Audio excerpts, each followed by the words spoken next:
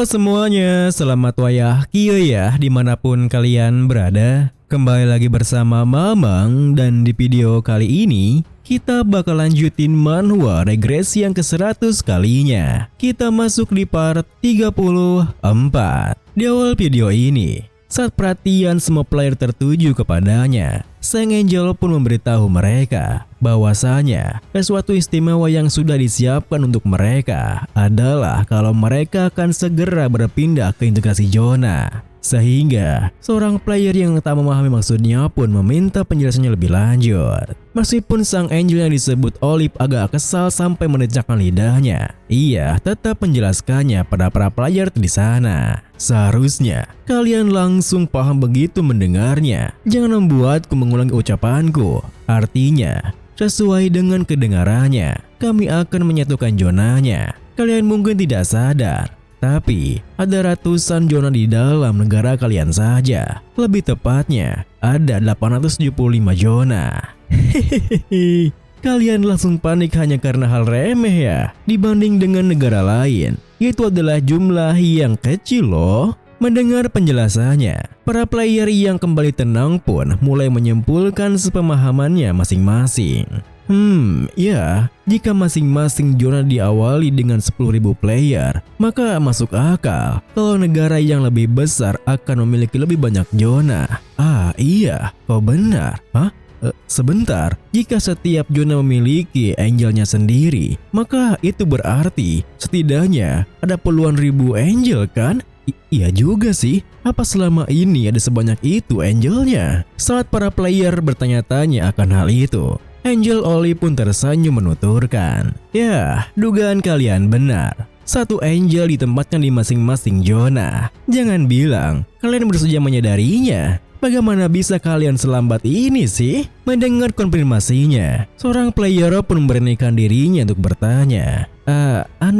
Angel, kalau begitu, apa itu artinya yang menciptakan survival game ini bukanlah para angel? Angel Olive yang tak menduga akan pertanyaannya pun tersentak diam sebentar, lalu balik bertanya, apa yang membuatmu berpikir seperti itu? Player itu pun berkata, itu aku rasa mustahil puluhan ribu angel akan bekerja sama hanya untuk menciptakan satu survival game. Tepat setelah playernya mengatakan itu, Angel Olive tiba-tiba saja menghampirinya dengan cepat untuk menegaskan. Dan lalu, kenapa jika kami memang menciptakannya bersama-sama? Apa kau akan terkesan? Berhentilah mempertanyakan hal yang tidak penting. Ikut campur dalam hal yang bukan urusanmu, dan kau bisa kehilangan kepalamu.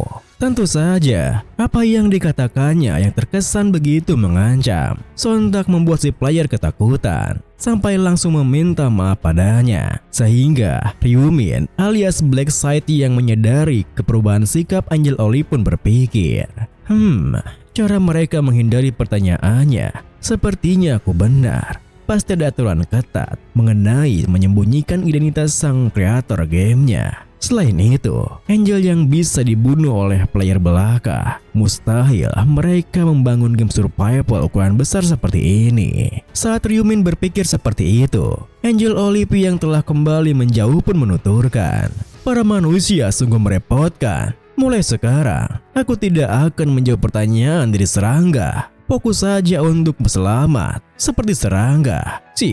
Buang-buang waktu saja. Ya, seperti yang aku umumkan sebelumnya, integrasi zona akan dimulai sekarang. Anggaplah bahwa ini terjadi karena tidak ada player yang tersisa. Jadi, jangan mengambil kesimpulan sendiri. Tepat setelah ia mengatakan itu, tanah yang dipijak para player pun mulai berguncang layaknya sebuah gempa bumi.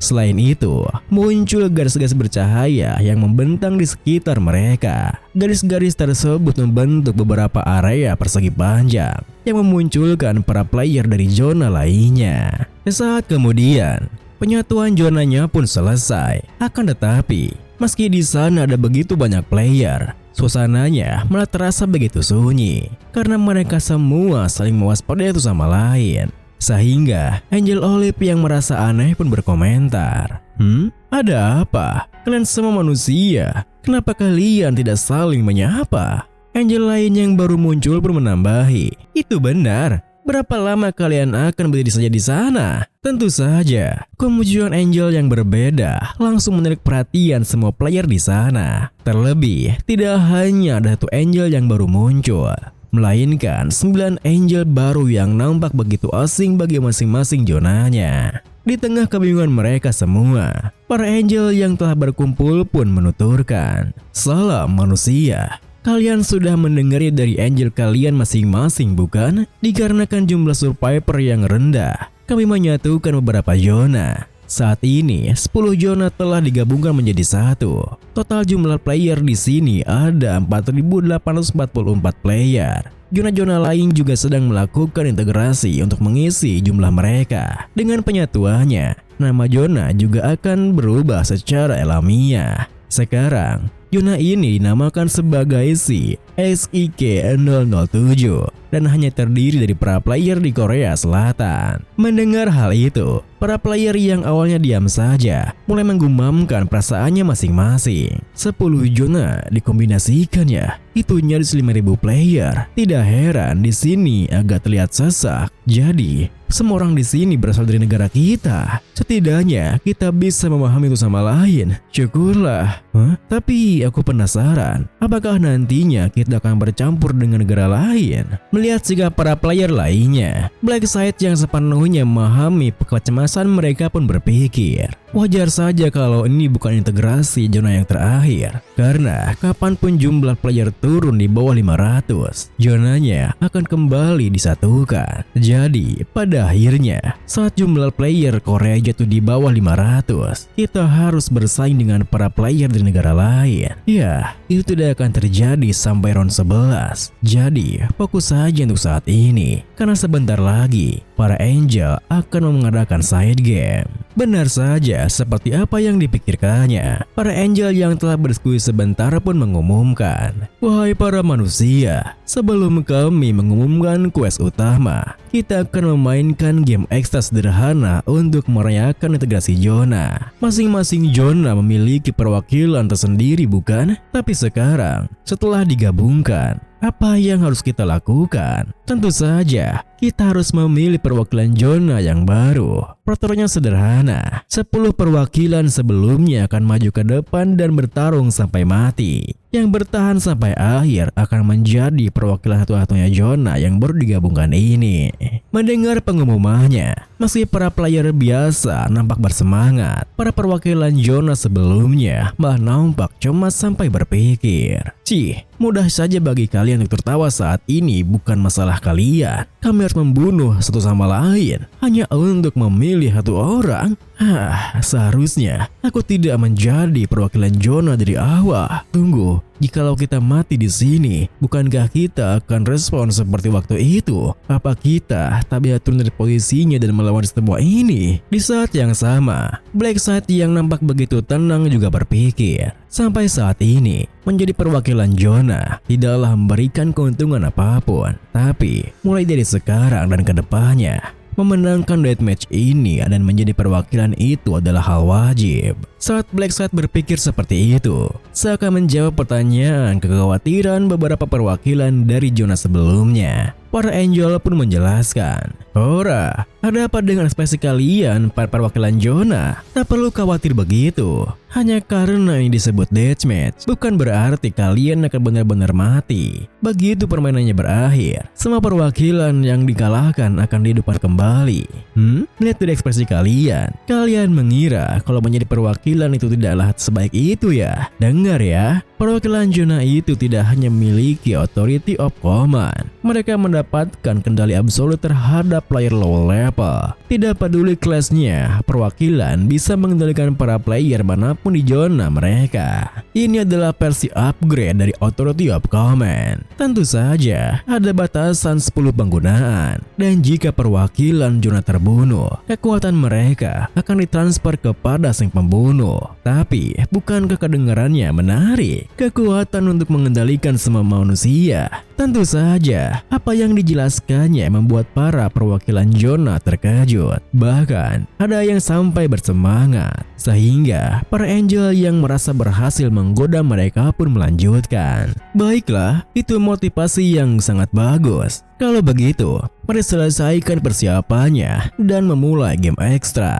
Kemudian, saat para perwakilan zona menunggu dengan cemas dimulainya game ekstra tersebut, ke-10 Angel di sana nampak sedang mendiskusikan ketentuan gamenya. Karena zonanya telah digabungkan, kita juga harus menentukan seorang guide, bukan? Apa ada Angel yang mau mengajukan diri untuk menjadi guide? Jika iya, angkat tanganmu ya. Tak ada yang mau ya. Sudah kuduga. Seharusnya aku tak perlu bertanya. Jika ada Angel yang mau bekerja, mereka pasti tidak wajar. Jadi, kita sudah memastikan bahwa tidak ada yang mau peran guide. Sekarang, bagaimana cara mengatasinya? Apa ada yang punya ide bagus? Bagaimana jika kita bermain dadu untuk menentukan guide-nya?